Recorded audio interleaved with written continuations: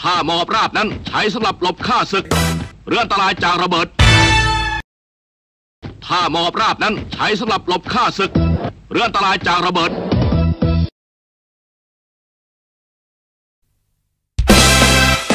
ว้าว